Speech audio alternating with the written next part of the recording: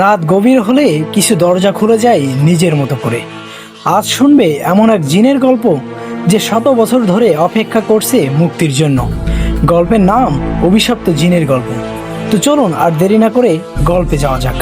আসসালামু আলাইকুম ভিউয়ার্স, কি অবস্থা সবার, কেমন আছেন সবাই? আশা করি ভালোই আছেন। আজকে আমরা চলে আসলাম অভিশপ্ত জিনের গল্পের প্রথম পর্ব নিয়ে।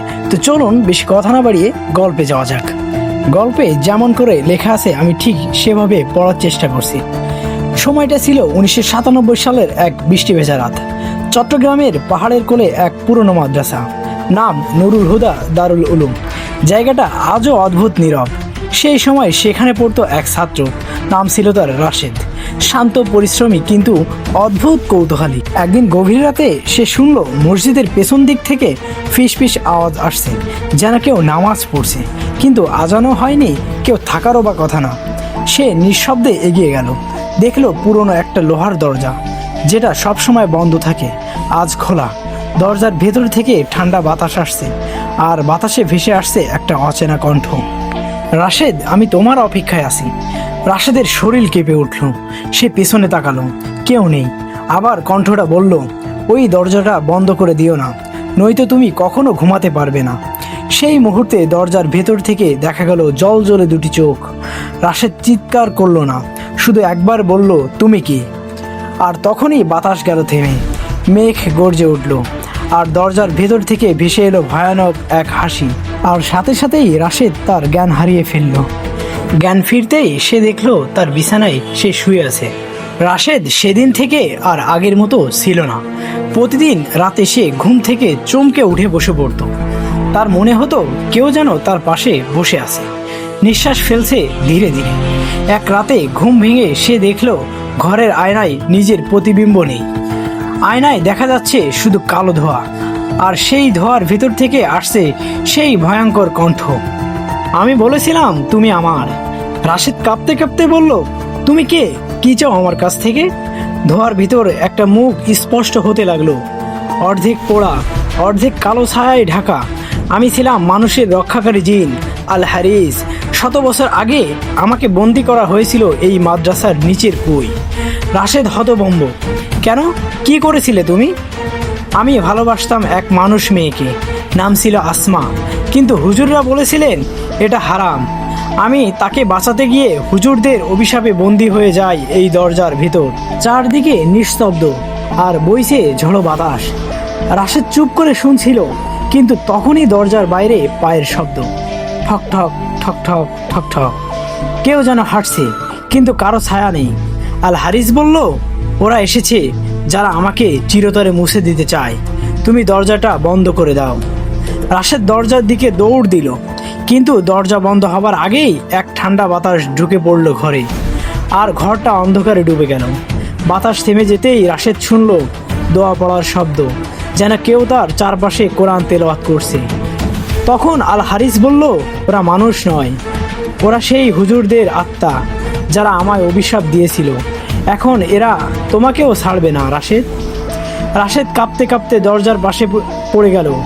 তার চোখের সামনে দেখা গেল মাটির উপর লাল রঙে লেখা, দরজা খুললে মৃত্যু নিশ্চিত। রাশেদ সাথে সাথেই ঘুম থেকে জেগে উঠল। ভোরের আলোয় চারপাশ ফাঁকা, সব কিছু স্বাভাবিক, কিন্তু আয়নার উপর তখনও একটা শব্দ লেখা, আমি ফিরবো, আমি অবশ্যই ফিরবো। পরের দিন বিকেলে হুজুররা মাদ্রাসায় একটা গুঞ্জন শুনলেন।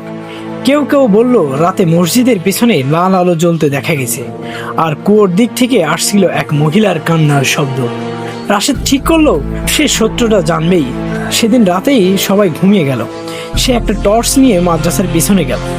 চারপাশে ঘুটঘুটে অন্ধকার, বৃষ্টি পড়ছে টুপটুপ করে, আর বাতাসে সে আগুন আর আতরের মিশ্র গন্ধ, ঠিক আগের মতোই। সে কুয়োর কাছে পৌঁছালো। চারদিকে পুরনো ইটের দেওয়াল, মাঝখানে কুয়োটা ঘন কালো পানিতে ঢাকা। সে টর্চ জ্বালাতেই পানির নিচে কিছু নড়ল, মনে হলো কেউ তাকিয়ে আছে তার দিকে। হঠাৎ কুয়োর পানি ঘুরতে শুরু করলো। বজ্রপাতের আলোয় দেখা গেল পানির নিচ থেকে একটা কালো হাত বেরিয়ে আসছে। রাশেদ পিছিয়ে গেল, কিন্তু কণ্ঠটা আবার শুনল, আমি বলেছিলাম তুমি দরজাটা খুলেছ, এখন আর ফেরার পথ নেই। কালো ধোয়ার ভেতর থেকে আল হারিসের ভয়ঙ্কর রূপ দেখা দিল। চোখ লাল, মুখ পোড়া, আর শরীরের চারপাশে আগুনের মতো আভা। তুমি আমাকে মুক্তি দাও রাশেদ, না হলে এই মাদ্রাসার প্রতিটা আত্মা আমার হবে। রাশেদ কাপা গলায় বলল, কিভাবে মুক্তি দেব তোমায়? কুয়োর নিচে এক আয়াত লেখা আছে, ওটা মুছে দিলে আমি মুক্ত। রাশেদ কুয়োর কিনারে ঝুঁকলো। পানির নিচে সত্যিই দেখা গেল পুরনো আরবি লেখা, কিন্তু সে যখন হাত বাড়ালো পানি লাল হয়ে গেল, রক্তের মতো ঘন লাল। আর পানির ভেতর থেকে উঠে এলো অসংখ্য হাত, শত শত জিনের হাত, যারা ওকে নিচে টেনে নিচ্ছে। রাশেদ চিৎকার করলো, আল্লাহ বাঁচাও। ঠিক তখনই দূরে আজান শুরু হলো, আল্লাহু আকবার। বজ্রপাতের আলোয় দেখা গেল আল হারিস ছটফট করছে, আগুনে পড়ছে, চিৎকার করছে, না এই আওয়াজে আমি টিকতে পারবো না। রাশেদ বেহুশ হয়ে পড়ল। যখন সে জেগে উঠল সকাল হয়ে গেছে।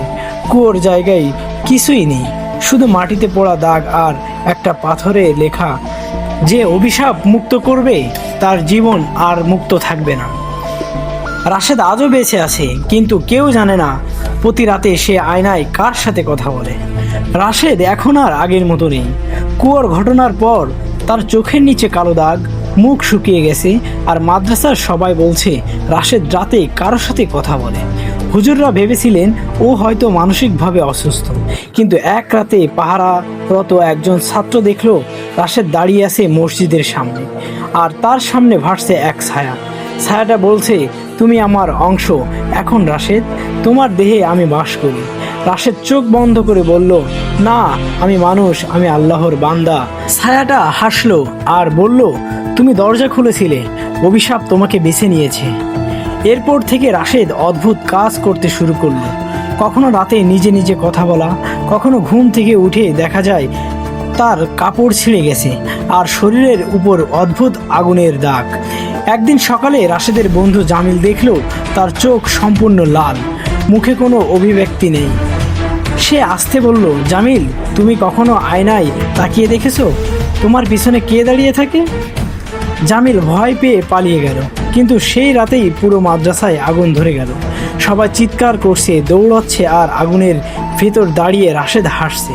বজ্রপাতের আলোয় দেখা গেল তার পিছনে দাঁড়িয়ে আছে সেই আল হারিস, কিন্তু এবার ওরা আলাদা নয়। রাশেদের চোখে এখন জ্বলছে আল হারিসের লাল আগুন। আমি মুক্ত, আর এখন রাশেদও আমার।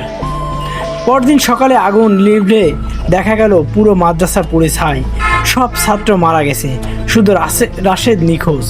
হুজুররা পরে কুয়োর পাশে একটা আয়না পেলেন, আয়নায় লেখা ছিল, আমি আল হারিস না, আমি রাশেদ। চট্টগ্রামের সেই জায়গাটা আজও ফাঁকা পড়ে আছে, কেউ কাছে যায় না, কারণ রাতে সেখানে আয়নায় এখনও দেখা যায় এক ছেলের লাল চোখ আর পেছনে এক জিনের হাসি।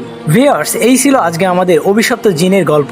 আশা করি আপনাদের ভালো লাগবে। যদি ভালো লাগে তাহলে অবশ্যই চ্যানেলটা সাবস্ক্রাইব করে আমাদের পাশেই থাকবেন। দেখা হচ্ছে পরবর্তী পর্বে। আজকের জন্য বাই বাই, টাটা।